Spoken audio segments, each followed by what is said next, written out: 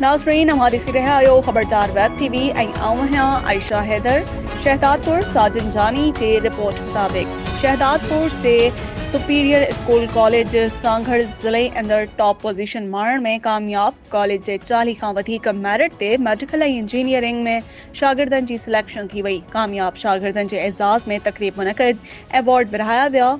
Managing director Suhail Akhtar लाखो तरफां गरीब मस्कीन शागिर्दनि लाइ सुपीरियर वेलफेयर ट्रस्ट कायम करण जो ऐलान। सेनेटर मलिक इमामुद्दीन शौकीन तरफां कामयाब शागिर्दनि, उस्तादनि ऐं वालिदैन खे मुबारकबाद ॾींदे स्कूल खे डिजिटल कंप्यूटराइज़्ड बोर्ड ॾियण जो ऐलान कयो वियो। उन मौक़े ते वीडियो लिंक ज़रिए ख़ासि महिमान सेनेटर मलिक इमामुद्दीन शौकीन ख़िताब कंदे चयो त सुपीरियर कॉलेज स्कूल शहदादपुर जे इंतज़ामिया मुबारकबाद जे मुस्तहिक़ आहे, जंहिं लगातार 3 सालनि ताईं वधि खां वधि शागिर्दनि खे मेरिट ते मुख़्तलिफ़ यूनिवर्सिटीज़ में तालीम जा मौक़ा फ़राहम कया।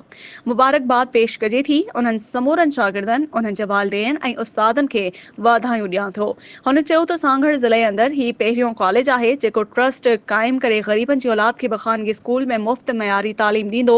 सेनेटर इमामुद्दीन शौकीन स्कूल कॉलेज खे कंप्यूटराइज़्ड डिजिटल इलेक्ट्रिक बोर्ड ॾियण जो ऐलान कयो।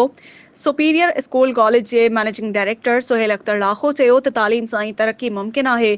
अल्हम्दुलिल्लाह असांजे कॉलेज ज़िले अंदर टियों भेरो मेरिट ते मेडिकल ऐं इंजीनियरिंग में वधि खां वधि कामयाबी हासिल कई आहे, जॾहिं त शागिर्दनि खे मुफ़्त जदीद तालीम ॾिनी वेंदी।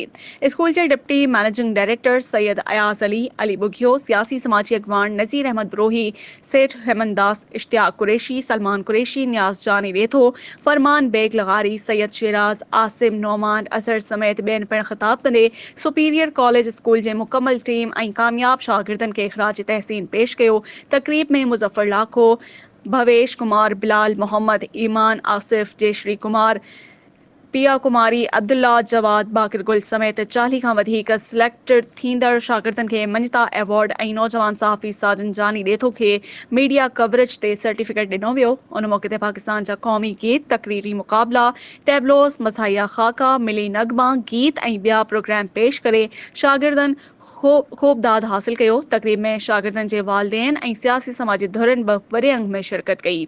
नाज़रीन ॾिसंदा रहो खबरचार वेब टीवी ऐं पढ़ंदा रहो खबरचार अख़बार।